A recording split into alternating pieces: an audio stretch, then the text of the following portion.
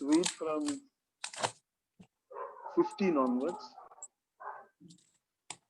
Ephesians chapter 1, 15 onwards.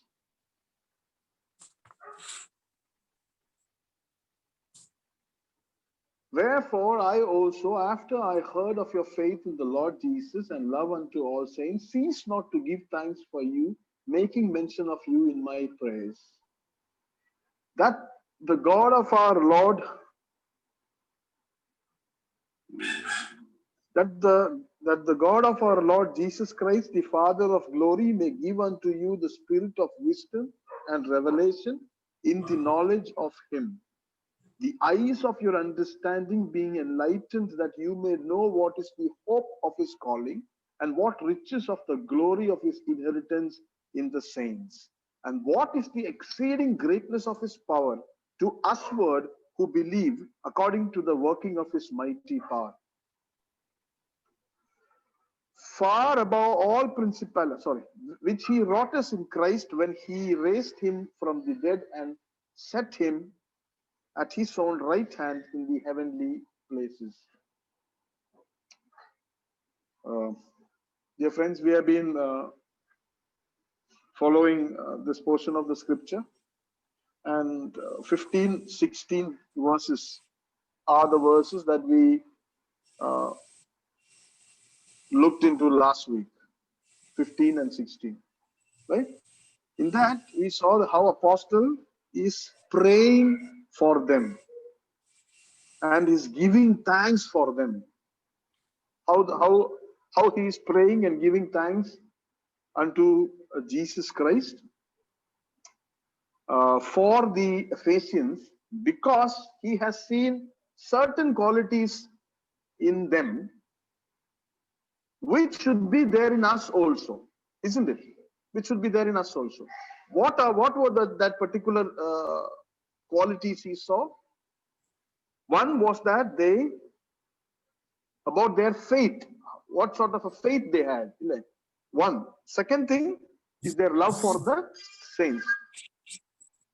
Seeing both these things, he is much encouraged and he praises God for them, and he prays to the Lord for them. Okay.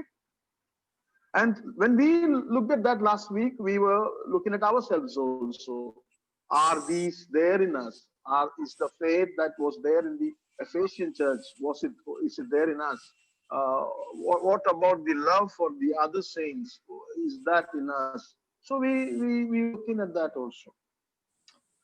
And now we'll continue on that 17, 18 verses. Now, what is he praying? He's saying he's praying there. What is he praying? He's praying for them because they have these qualities. They're excellent Christians. Well, we also need to be like that. Fine. Now he's praying. What is he praying for them? That is what we are going to, look down. That the God of our Lord Jesus Christ, the Father of glory, may give unto them the spirit of wisdom and revelation in the knowledge of him, that the eyes of their understanding may be enlightened. That's how it says. That's what he says, that your eyes of your understanding may be enlightened, may be opened. I want you to look at that one word there. The eyes of your understanding being enlightened. I'm reading from a KJV. So it says like that. Okay. The eyes of your understanding being enlightened. Does anybody want to read out some other translations on that? What does NIV say? Does anybody have ESV? What does NIV say there?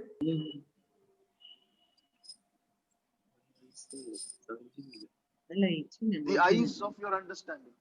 By having the 18, verse 18. Eyes of your heart. Eyes of your heart. Anybody else? Your heart flooded with lights, so that you can know and understand hope to which he has called you. That is NLT, yeah? New Living Translation. Yeah. Amplified. Amplified Bible. Amplified. Oh, fine. Amplified.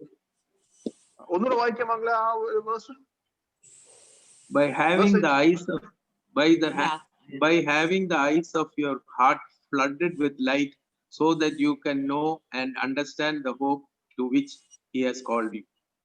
Okay. Again, that also says the eyes of your heart. Ile?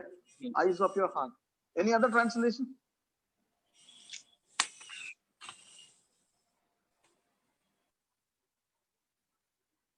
Well, you can see so many, translations are there. Many translations are there based on it. But I want to tell you something about this, the eyes of their understanding, because nowhere in the New Testament, nowhere else in the whole Bible, you will see that phrase. Nowhere else this phrase is used. Okay, the eyes of your understanding. Okay, or the eyes of your heart. It's only one single place where it says the eyes of your understanding being enlightened, or the eyes of your heart being opened. Okay. Now you see the eyes of your understanding ennulla adinte understanding ennu the English word, that is the Greek word that is translated understanding, or in some of your Bible translated heart, is dianoia ennoru vaakanu. Dianoia. Okay. Now dianoia is not speaking about the heart. It is not speaking about the heart. We know, it's cardia. Heart is cardia. Cardiology it comes from cardia. Okay. Heart in Greek it is cardia. Dr. Sudhi may be able to tell us more than me actually. Cardiology comes from that. Heart is cardia. Okay. But it is dianoia. Dianoia എന്ന് പറഞ്ഞാ it is not speaking about the heart. It is not speaking about the heart. It is speaking about the whole thinking of man. It is speaking about everything that we are. It is speaking about how we think, how we will, how we do things. It is speaking about all those things, right? When it says, let the eyes of your understanding, but like eyes of your heart is not a very good translation. Not a very good translation. Because heart of the vaaka avadi illa. Okay. The eyes of your understanding. The eyes of the whole thinking that you have. Right? The eyes of your mind. That is a better thing. If it means in the heart of the translation, mind it's okay. But actually, it is more than mind, it is more than understanding, it is more than heart. Okay, it is about you. It is the whole thinking that is there in a person. The whole thinking that is there in a person. Let the eyes of the whole thinking that is there in a person be opened. Right? And this is a supreme, incomparable gift God has bestowed upon mankind when God made man. Right? This is what animals don't have. This is that animals don't have this, that eyes of the understanding, right? That initiative or the intuitive understanding, the knowing of things, seeing things, and not only seeing it with the eyes, but seeing those things with your mind. Right? Seeing things with your mind. It is more than mere evaluation. It is more than mere, discernment. It is more than that. This is the only single place you will see this phrase there in this whole Bible. Okay? The eyes of your understanding. We should understand, we have to put some thought into it. It's like one woman who goes to one painter who's painting a sunset. He's painting a sunset. And this woman asked this man, I've never seen, she tells this man, I have never seen a sunset like that. I have never seen a sunset like that. And then, so, you know what this man says back? He says, don't you wish that you could? Don't you wish that you could? That means what he's saying is, can't you see that in the eye of your mind? Can't you see that with it is not, I'm not speaking about imagination, okay? It is not imagination. It is not merely imagining things.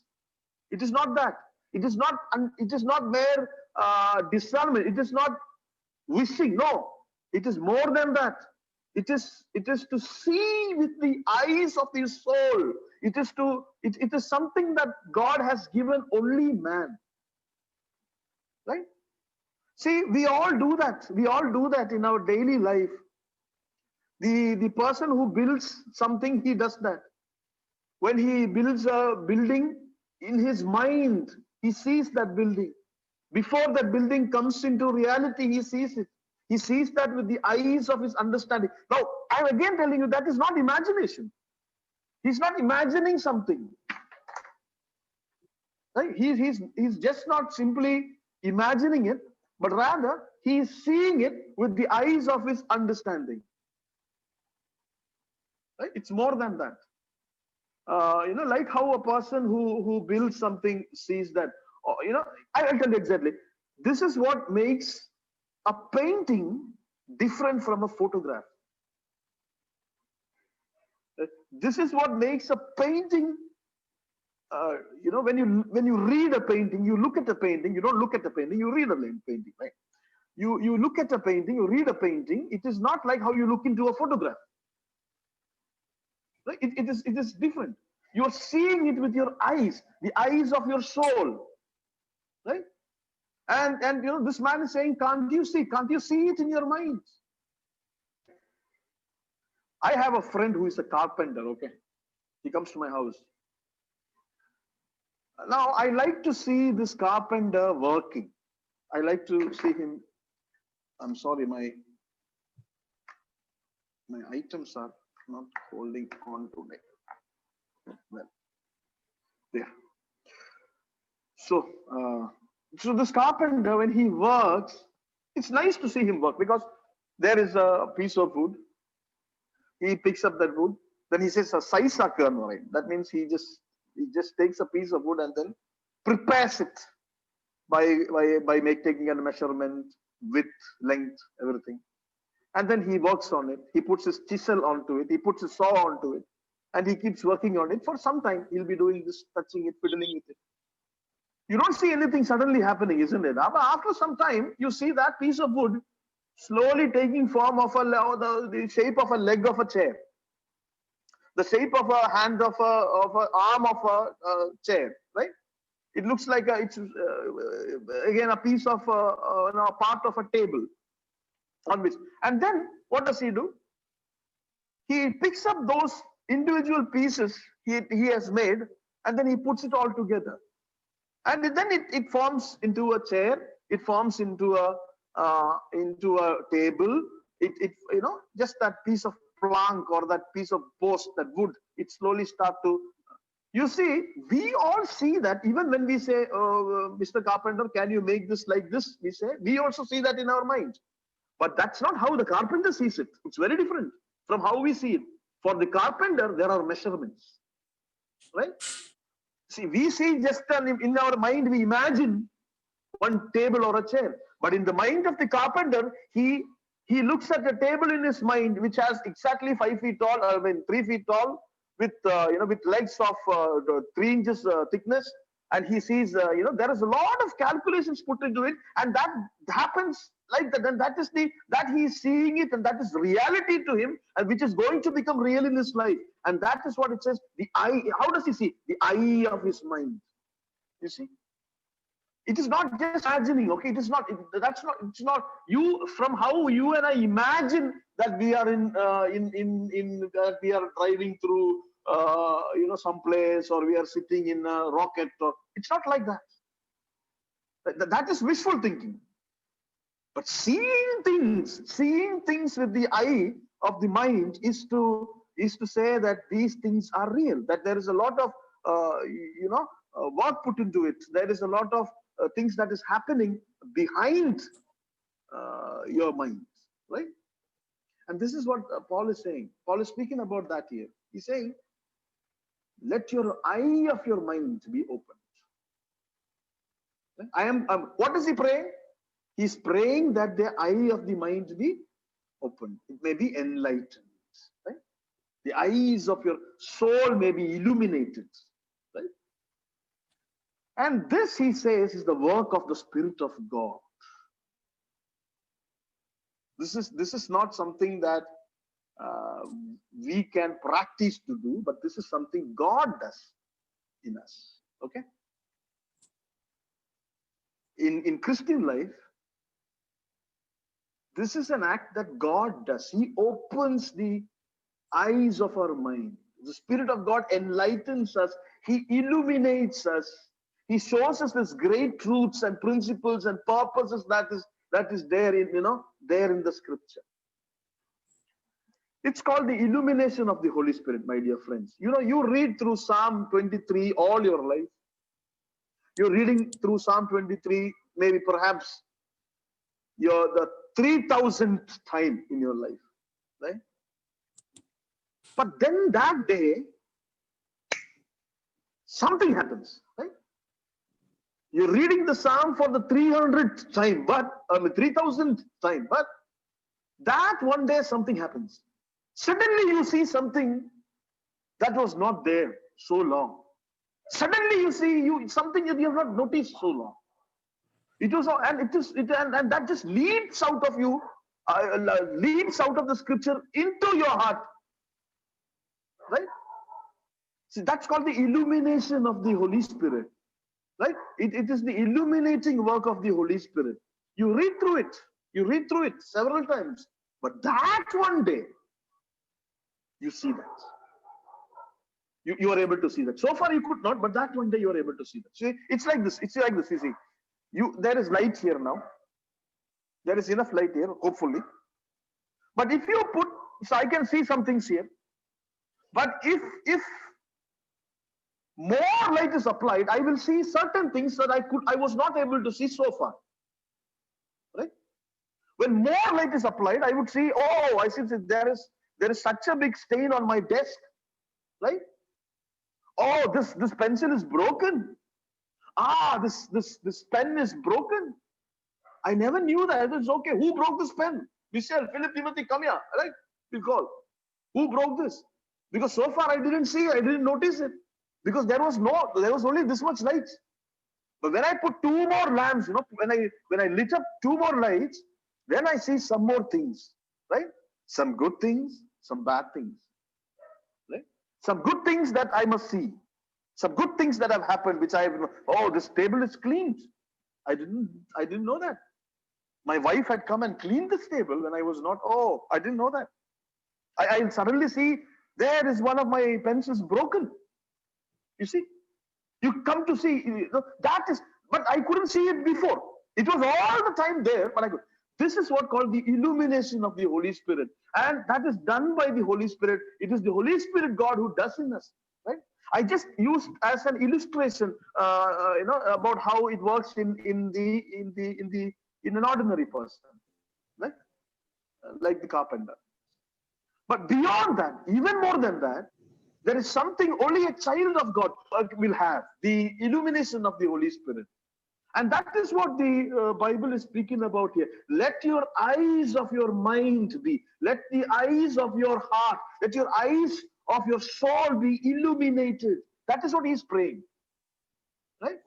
You are excellent Christians. You are excellent Christians. You are people who are able to display such faith in life.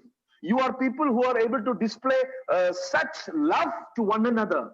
I praise God, I thank God, and I am praying for you. For what? So that you will reach out your hand, whoever you touch will be healed. Whoever you pray for will be. Adana.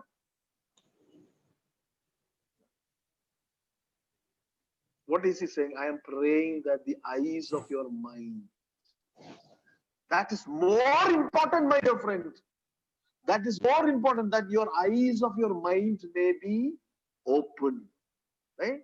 That illumination of the Holy Spirit may come into your life, and that you may be able to see the great truths and principles and purposes that is there in the scripture, right? That was there in the mind of God, which he has given us to see in the Bible. And that can only be done by God. See, there are lots of facts in the scripture. There are a lot of things in the scripture. You and I can learn the scripture by heart, but that is not sufficient. Right? Our eyes of the mind must too be opened. 2 Corinthians chapter 4 verse 6. Look at that. 2 Corinthians chapter 4 verse 6. What does it say? For God, who commanded the light to shine out of darkness, hath shined in our hearts to give the light of the knowledge of the glory of God in the face of Jesus Christ. You see that? Look at that carefully again once more. 2 Corinthians chapter 4 verse 6.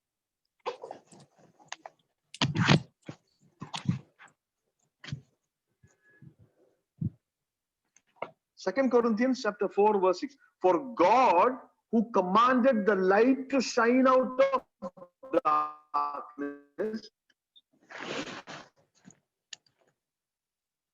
hath shine of God in the face of Jesus. So through Jesus Christ, this light comes to us. And to anything that comes from Christ comes through the Spirit. It is the Holy Spirit that illuminates our hearts and gives us the knowledge of God. The great and ultimate truths that are there in the scripture is revealed to us. It can't be only seen with the physical eyes. It has to be seen with the eye of our soul, right? And the Spirit of God does that. And that is what Apostle is praying for the Ephesians. May the eyes of your mind, right? That may more and more illumination be there in your life. Right? Only by the help of the Holy Spirit, only by the help of God, we can understand the things of God. Otherwise, we can't use our mind to reason out everything of God. We can't just calculate things, and we can't do that because we cannot. The Bible clearly says it is only the Holy Spirit who can do it. Right? Only by the power of the Spirit we will be able to understand it. Right? Look at 1 Corinthians chapter 2 verse 10. 1 Corinthians 2:10.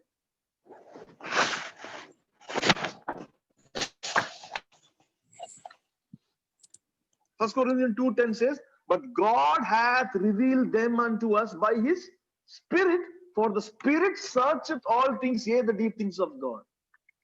See, all these things are revealed by the Spirit. It is by the Spirit that you and I are able to understand, right? The unsaved sinner cannot understand.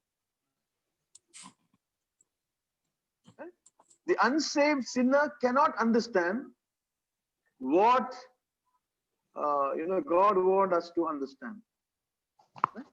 It happens by the leading of the Spirit. 1 Corinthians chapter 2:14. Look at 14, verse 14. For the natural man receiveth not the things of the Spirit of God, for they are foolishness unto him, neither can he know them, because they are spiritually discerned. See, this is one of the most primary things that you and I must be able to do. We must be able to see those things in the scriptures that everybody else can't see. Right?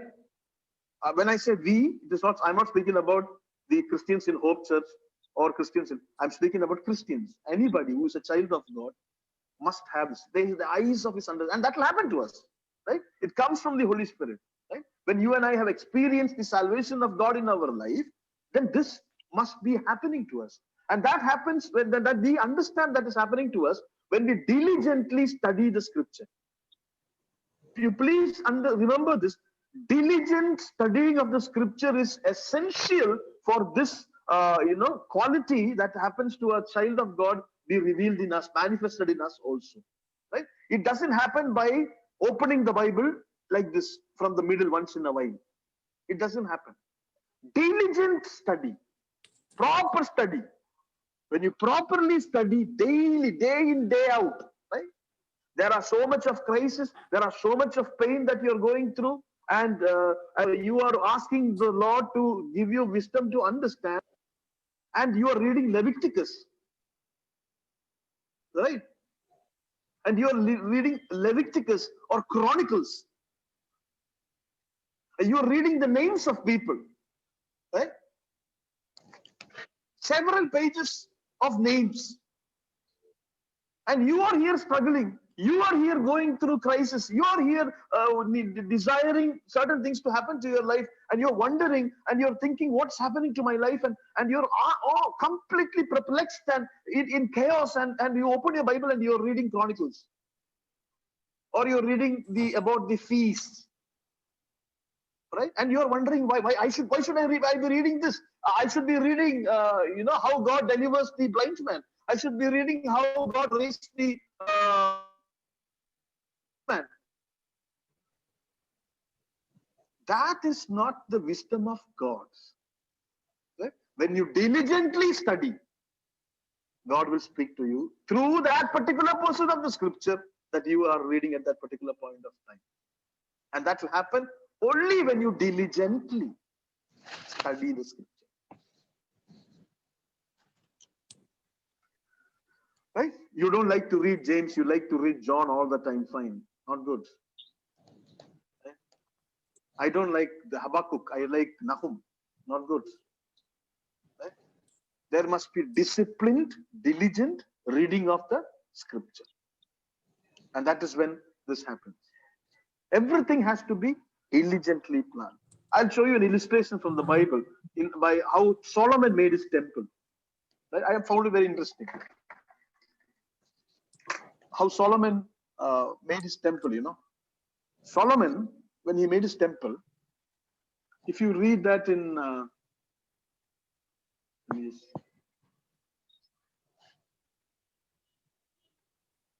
you can read that in 1 Kings chapter 6, right? When you read that, how Solomon, when he made the temple, there was not even a ring of a hammer or the wielding of an axe. No sound was there, right? The great architect, right, and the architects around him, everybody planned it to in such an extent that they built this incomparable temple, right? Every single piece specifically, and then they bought it all together and fitted it all together. Seeing it, see, they're how their mind works. 1 Kings chapter 6 verse 7.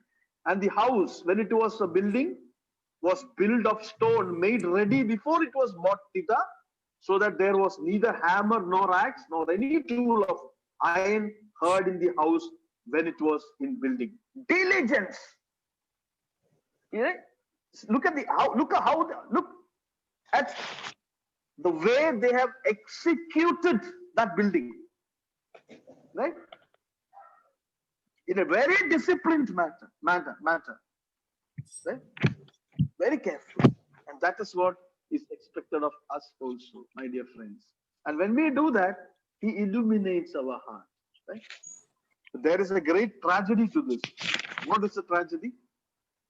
That many of us are not willing that to happen. We don't want that illumination in our life. We are not willing to listen or receive what God wants us to see. We won't see. We won't hear. We won't listen. We will not do it. We will only do it the way we want to do it. Right? We are not willing to sit. We are not willing to work. We don't want to diligently do it. We don't want to, disciplinedly do that. 99% of the Christians, this is my personal opinion, okay? 99% of the Christians who I personally know, who speak highly of discipline, especially about their physique, okay? About their physique. About running, jumping, jogging, eating the right food and weighing the exact amount of oil and this they eat. 99% of these Christians, they are not even, a bit disciplined in their Bible reading, studying and prayer life. Right?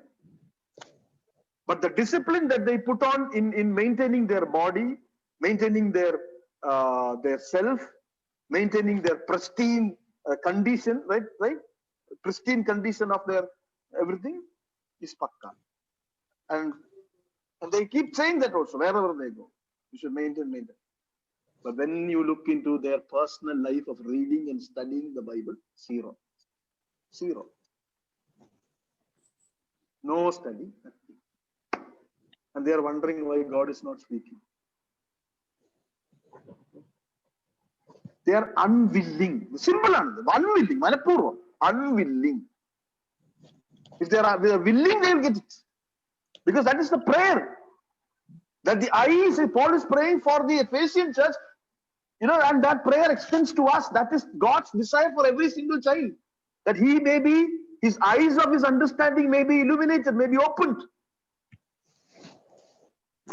Matthew chapter 13, 13 to 16. Matthew 13, 13 to 16 speaks about this. They see not. They hear not.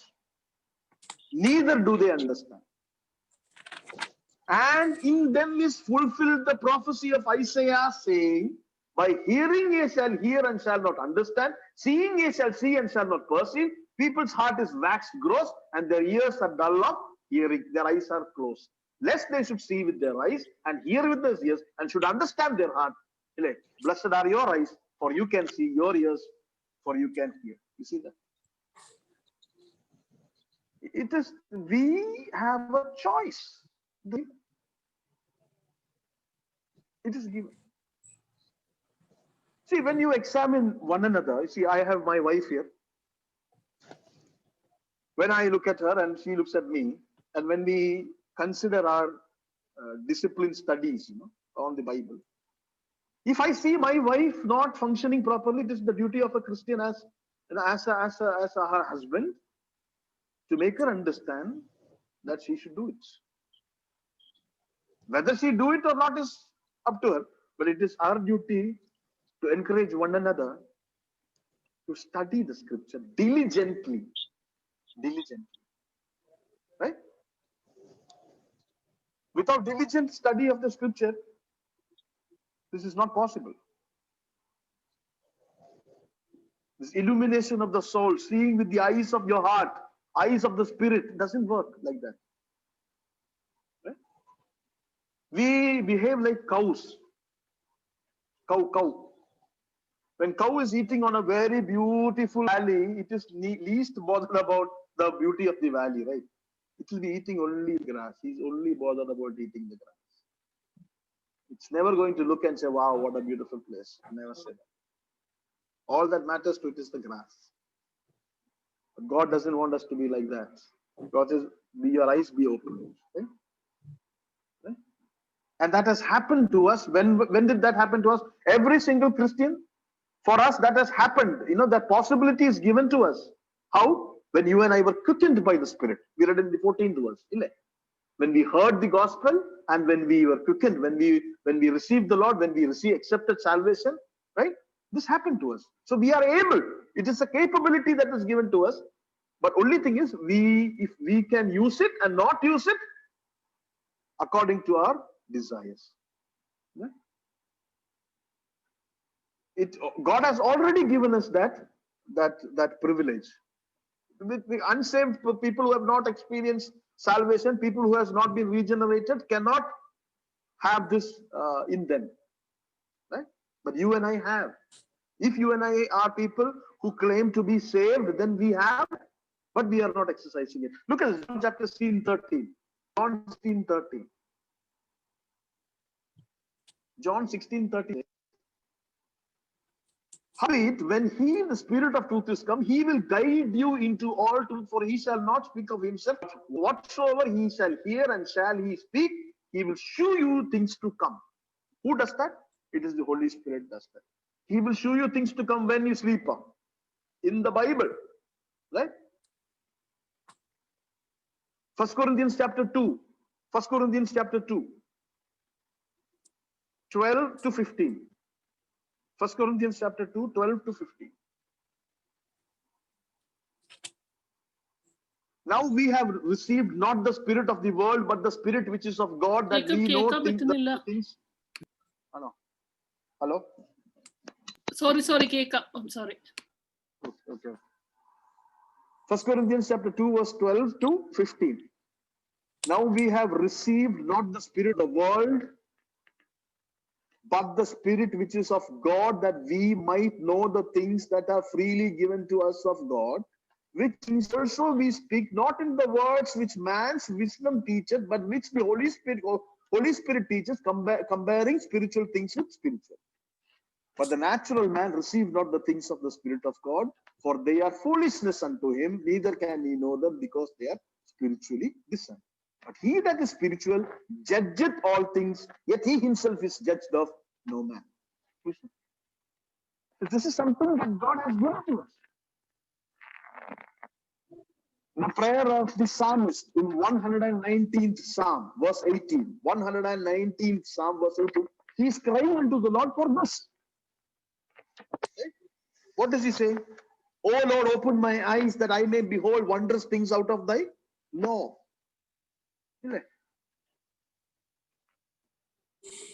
He said, open my eyes that I may behold the wondrous things out of thy law. Out of thy law. Into a law.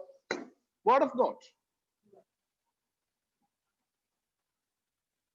So, to the Ephesians, Apostle Paul is saying, I have noticed this great qualities in you. What is the great quality? That you have such good faith and you love one another.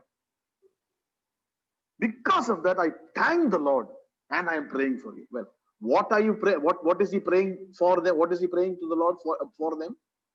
He's praying that their eyes of their understanding may be illuminated, may be enlightened, may be opened. Right? It stands for us also. Right? And then he says, then he points out, he says, I want your eyes to be opened. That for what? The eyes of the understanding may be opened for what? For three things. He says three things. That your eyes of understanding may be opened for three particular things. Right? Let's see that. First thing he says in verse 17. Okay. He says, that the God of our Lord Jesus Christ, the Father of may give you the spirit of wisdom. That he may give you the spirit of wisdom. The eyes of your understanding must be opened. For what? For wisdom. So that you shall have wisdom. Sophia. That's a Greek word there. Sophia. It's a beautiful name. Sophia. Right? Sophia means wisdom. Philosophia, love for wisdom. Right? And so he's saying that your eyes of your, let's read from 17 onwards. That the God of our Lord Jesus Christ, the Father of glory, may give you the spirit of wisdom. How does that come? The eyes of your understanding be enlightened. 18, right? Because your eyes of your understanding will be enlightened, will be opened, you are going to have wisdom. You're going to have wisdom. In 1 Corinthians chapter 12, the first gift of the Holy Spirit is Sophia. 1 Corinthians chapter 12, right, is wisdom. First gift of the Holy Spirit is wisdom. And this wisdom that the Bible speaks about, no, it is not worldly wisdom. Right? It is not worldly wisdom. It is not logic, neither is it reason. It is more than logic, it is more than reason. It is more than the wisdom of the world. It is more than that.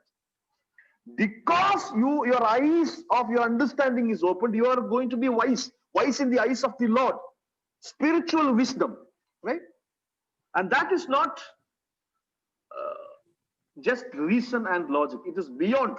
It is more than reason and logic. See, reason and logic can only go this far. There is an extent to which it can go. It can't go beyond it.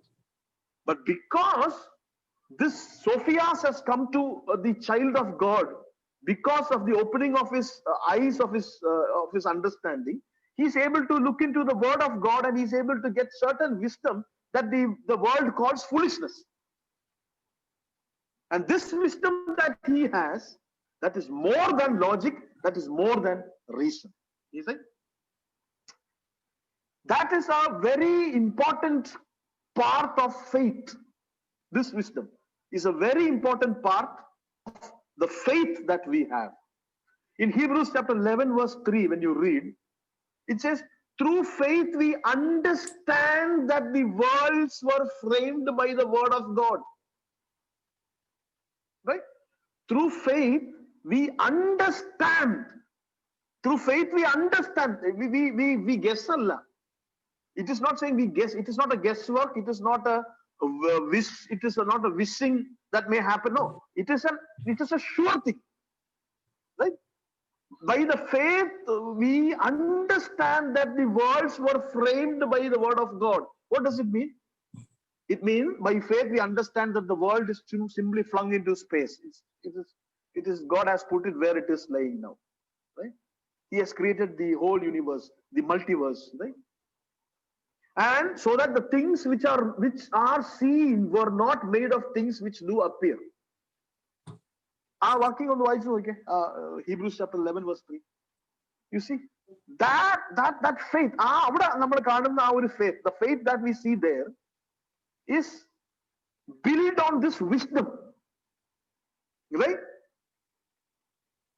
From what the Bible says.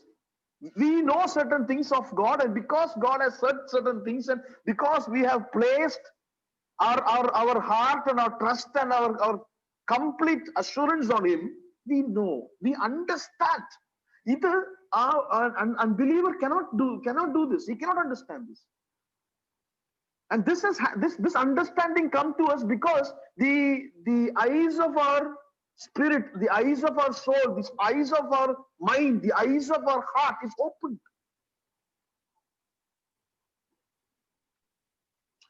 Same chapter, Hebrews 11:27. Look at Hebrews 11:27. By faith, he forsook Egypt, not fearing the wrath of the king, for he endured, look at this word, and seeing him who is invisible.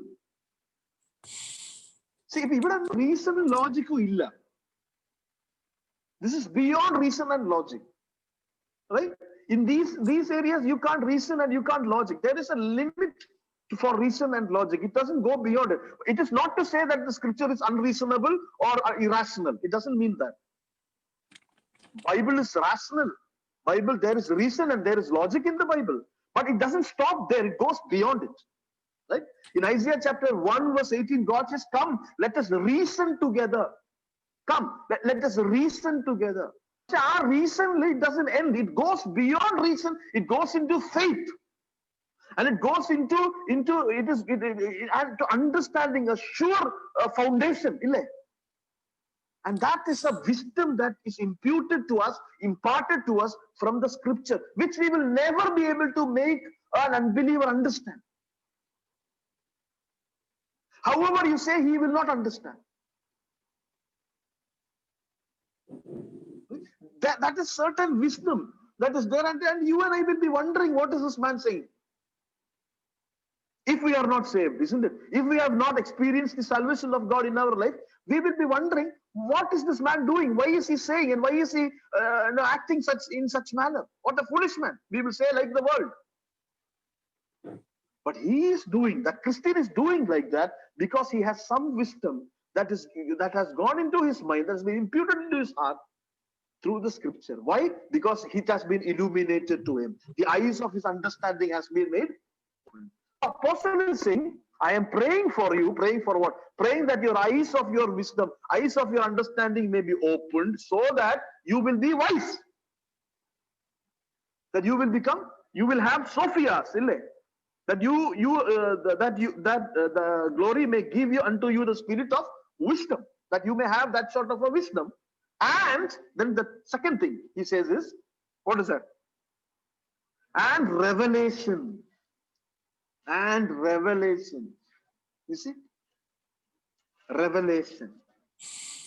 You see, when the Bible speaks about revelation, it is speaking about revelation from God, isn't it? And when the Bible speaks about revelation from God, You should understand this revelation you and I can never have until unless God makes the effort to reveal it to us. Right? Until unless God makes the effort to reveal to us, we can't know. Right? Those days, the scripture is not complete, and the apostle is praying for them and telling that you may come to know greater revealed truth from the Lord. More and more revealed truth may come to, but it is not the case with us today. It is different. For we have the complete revealed word of God in our hands. Right? Revelation. And this revelation is for the Christian and for the Christian only. Right? Except for the gospel, my dear friends, except for the gospel, everything in the Bible is for the believer. None of the epistles are for the unbeliever. It is only for the believer. No unbeliever can take any principles out of any of the epistles and apply it in his life. Right? It is useless to him. But only to a believer. The only thing that goes out to the unbeliever is to be saved. Salvation. After salvation, the principles of the Bible applies to him. Right? And so, Apostle is praying for the Ephesians that more and more revelation may come to them. Right? But when it comes to us, we have the complete revealed word of God. We don't need an extra revelation. We don't need more things added to it. We have it. We have complete. What all we need for glorifying God in this world, what all is necessary for us to glorify God in this world, with our bodies, with our soul, with our families, with our job, with our wealth, with our everything.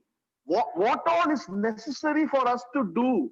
What all is necessary for us to live a life which is pleasing to God is there in this revealed word of God, which is complete and which is there in our hands. Right? So the apostle is saying, let the eyes of your understanding be opened so that you will have more wisdom and more revelation. Right? You will come to have more wisdom from the word of God, and more revealed word of God may come to you. Right? And for us, it is there already, my dear friend. We already have the word. But the only thing that if we are not getting the wisdom required is because we are not looking into the Bible. James says, if anybody lack wisdom, let him ask God, who is freely giving it. Right? And so what is Paul's prayer, my dear friends? Remember this. They are good Christians, right? Good Christians. Well, how they have good faith. And they are loving to one another. Great. Seeing this, we also said we also must have that in our life. Yes. And then Apostle is thanking the Lord for them, and Apostle is praying for them. Well, what is he praying for them? That the understanding of the eyes of their understanding may be opened. Yeah. So that they may have wisdom and they may have revelation. Right? And one more thing. Knowledge. Wisdom, revelation, and knowledge. These three things. But even knowledge and all of that, you should see that. Okay, it's very interesting. Knowledge, the Greek word for knowledge is gnosis. Gnosis. You must have heard the term agnostic.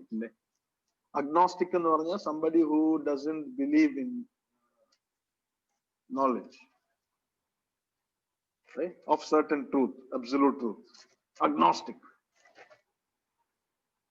But gnosis എന്ന് പറയുന്നതാണ് knowledge. Epignosis. Epignosis. Epi is a presupposition. When you add that presupposition before gnosis, it is not simply knowledge anymore. You're trying to understand that. Here it says knowledge എന്നാണ് ഇവിടെ ഇംഗ്ലീഷിൽ എഴുതിയേക്കുന്നത്. But when you look into the Greek, it is not simply speaking about knowledge. Then the Greek term should only be gnosis.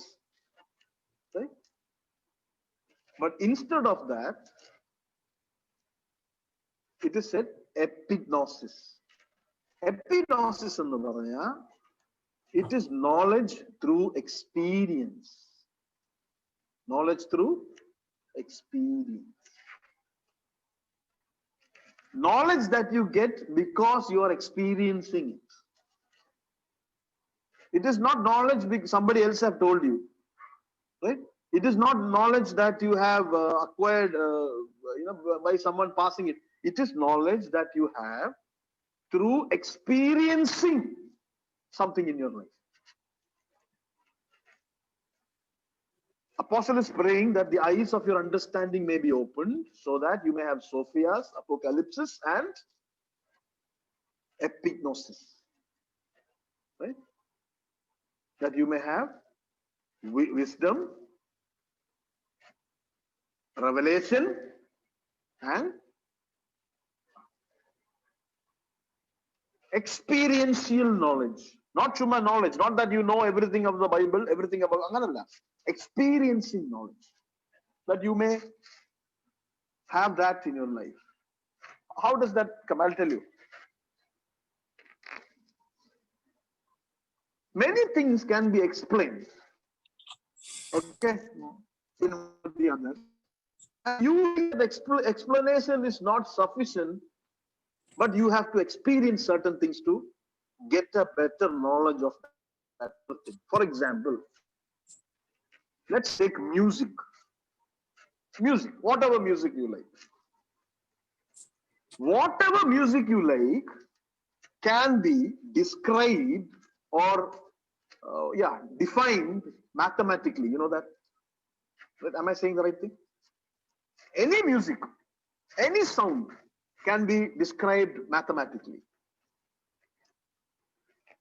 They say, they call it decibel and sound waves.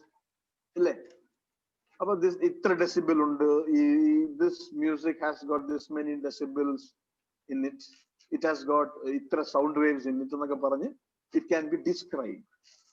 But you and I cannot experience what it really is until we sit down and listen to it. Right? The experience, the knowledge that you get through experiencing music is much different from explained music. Right? Same thing can be said about colors, painting. Every single color has got some sort of a chemical explanation for that.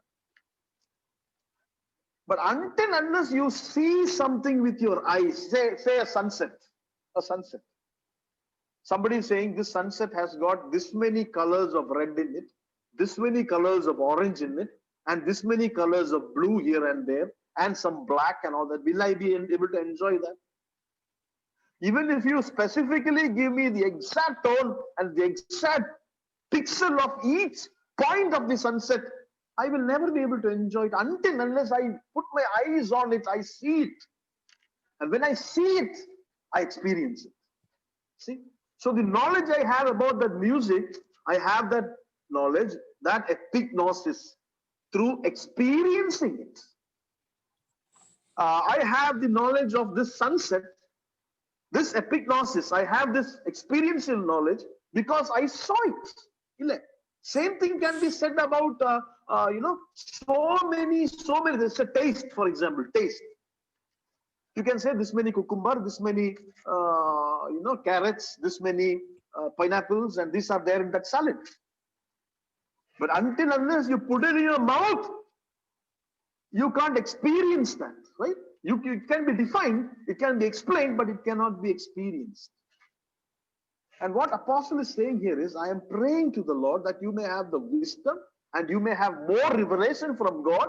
You may have more revelation from God, and you may have the epignosis, that you may have experiential knowledge, right? The knowledge that you get by experiencing God in your life. Psalm 34, verse 8. നമുക്കെല്ലാം വളരെ പരിചിതമായിട്ടുള്ള ഒരു ഭാഗമാണ്. 34-ാം സങ്കീർത്തനം 8-ാമത്തെ വാക്യം. Oh, come and taste and see that the Lord is good. See, Taste the Lord. See, He is good. Tasting. Experiential knowledge. Experiential knowledge. Bible always encourages. Either this goes beyond reason. This goes beyond logic.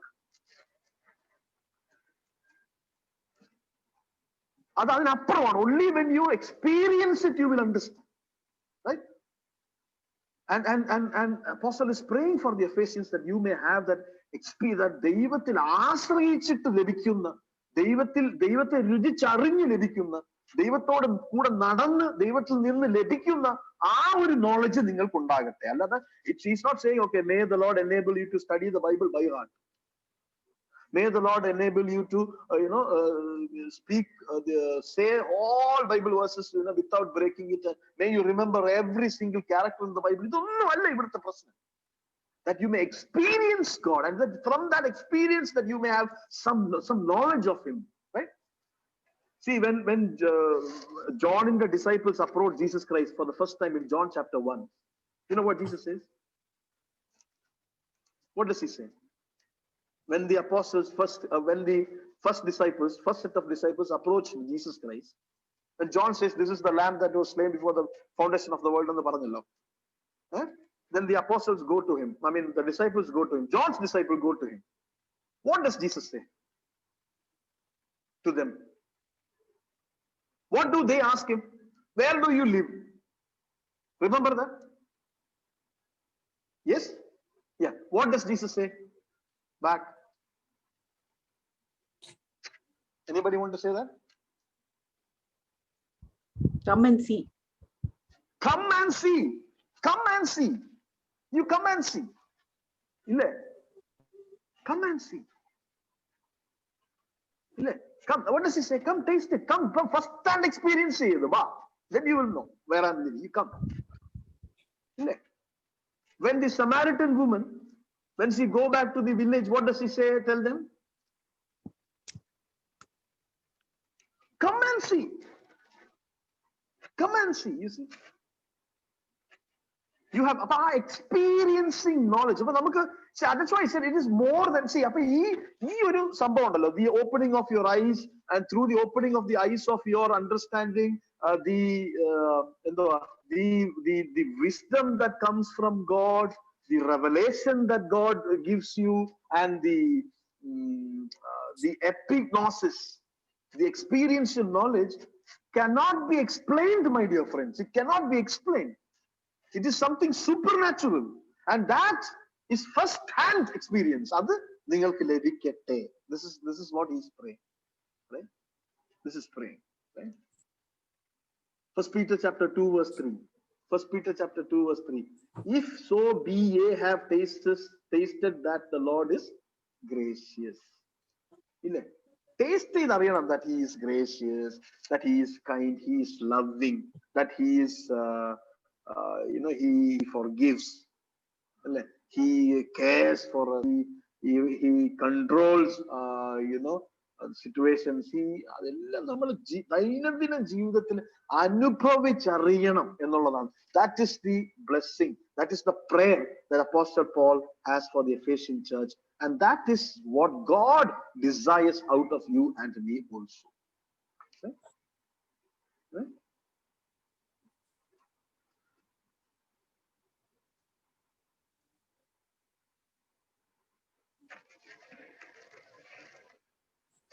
Verse 15. Wherefore I also, after I heard of your faith in Lord Jesus and love unto all saints, cease not to give thanks for you, making mention of you in my prayers, that God of our Lord Jesus Christ, the Father of glory, may give unto you the spirit of wisdom and revelation in the knowledge of Him, the eyes of your understanding being enlightened, that ye may know. Right? Why all these things? Why the eyes of His understanding? By opening of the eye of the understanding, they get the spirit of wisdom, they get the revelation and knowledge. For what? That next week, right?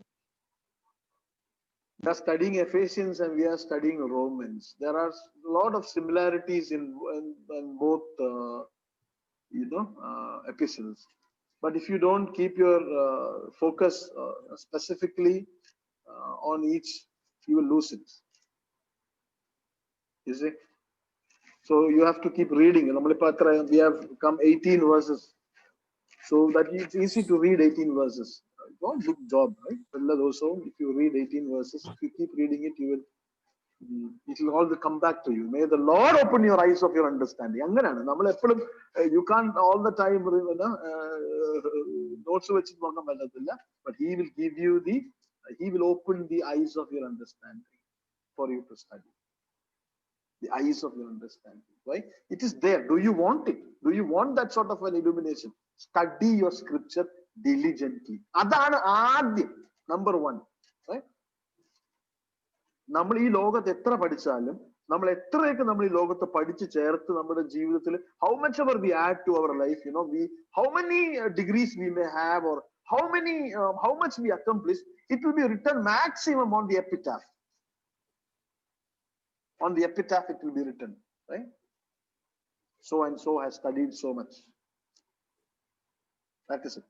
After that degree certificate has got no value. My brother recently sent to us one WhatsApp picture of my father's accomplishment as a student in his college here in Marivanias, Trivandrum. So when you look at that, those days it has been very, very important that somebody accomplished this much, has been able to do well in his education. But say, today, what value does it have? My father is no more. It has no value. He died to, he worked so hard to achieve whatever he has achieved in his education. But I'm not discouraging anybody from studying. What I'm saying is, it's all important. We all must be faithful, good stewards of God, and we must do well. I have no doubt about it. But by denying the first place, by denying the preeminence of the word of God in your life, everything else that you have, everything you are working hard to achieve is useless. Useless. That's what I want to say. Right? By studying your textbooks, by working hard on the textbooks and on those things that you are trying to accomplish, is not going to open your, not going to give you wisdom, not going to give you knowledge, not going to give you all those things. So make this a priority and study the glory of God.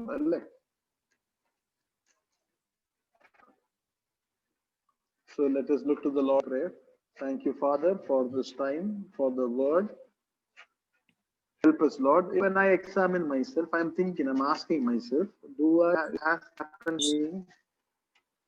Have you opened the eyes of my understanding? Because am I living? Am I looking at where I have placed my priorities? I can know whether I'm wise in the eyes of God. That is my priority. Lord, I am so ashamed of myself when I do that, because I know I've not placed it many times in the right place. Help us, Lord. You have given us that wisdom to understand. Help us not to resist your spirit. Help us not to quench your spirit. Help us not to grieve your spirit. But, in such a way that we may bring more glory to you, Lord. And thy revelation that is complete in our hands, that we may cherish it and that I may sincerely study it, spend more time on it. My life is so short. And Father, the knowledge that I get through the experiences, through the healings that you have given in my life, through the providences, the safety and the chastisement and punishment and the insults that you have allowed in my life, Father, the knowledge that is so precious, Father. I thank you for who you are in my life, committing each one of these brothers and sisters into your hands too. Glorify your name in and through their lives, Father. In Jesus' most precious name I pray. Amen. Amen.